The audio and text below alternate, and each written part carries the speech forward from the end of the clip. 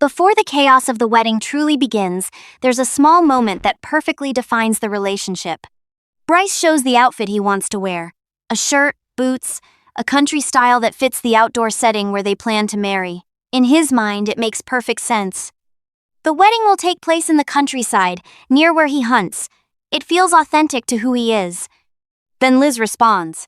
She doesn't just say she doesn't like it, she says he can't wear that because it's not a farmer's wedding. And just like that, the real story begins. Because weddings don't start on the wedding day, they start in these seemingly small disagreements that are never actually small. Bryce laughs it off, but he was serious. He wanted to feel comfortable, to reflect his real life. But weddings rarely work that way. They are social events, not purely personal ones. That distinction becomes clear here. Liz wants something elegant and aesthetic. Bryce wants something authentic and comfortable. That tension quietly foreshadows many future marital disagreements. The story then shifts to a family trip, set in San Diego, but the location is just a backdrop. The real focus is the family dynamic. This isn't a relaxing vacation. It's a social gathering where people observe, compare, and silently judge each other. Everyone arrives excited, not because of the place, but because of the people. These gatherings act like social audits, updates on relationships, careers, problems, achievements, and future plans. Elizabeth arrives with a clear goal, advancing her wedding plans. She gathers her friends and asks them to be her bridesmaids, but it's less a question and more an announcement.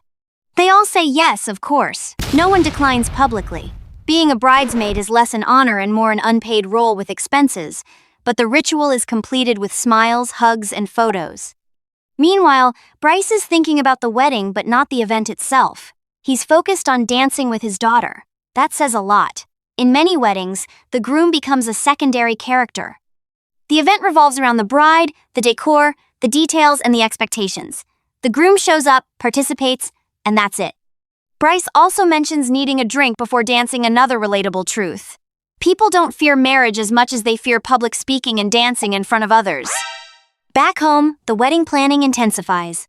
What began as a simple outdoor wedding turns into a full construction project. Platforms, parking, decorations. The father steps in, as fathers often do, taking on the physical labor. It becomes a family operation. Fathers build, mothers organize, brides decide, and grooms carry things. The task list grows endlessly, and so does the budget. Romantic ideas quickly turn into logistical and financial realities. At one point, the father calculates moving dirt daily for months, a moment that highlights how love may be free, but weddings are not. To control costs, they eventually leave the site, because every minute spent there adds new ideas and expenses. Back at the conference, Emma has a different goal: finding a partner. These events double as social and dating spaces. Her strategy is simple: talk to everyone. It's a numbers game. But she faces a common obstacle: the friend zone, where connections stall because no one takes social risks. Jonah discusses his long-distance relationship, which requires discipline and planning. He understands that without a clear plan to eventually live together, long-distance relationships can become stagnant.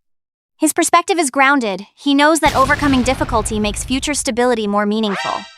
The conference also includes group activities and performances, like a Blues Brothers-style show.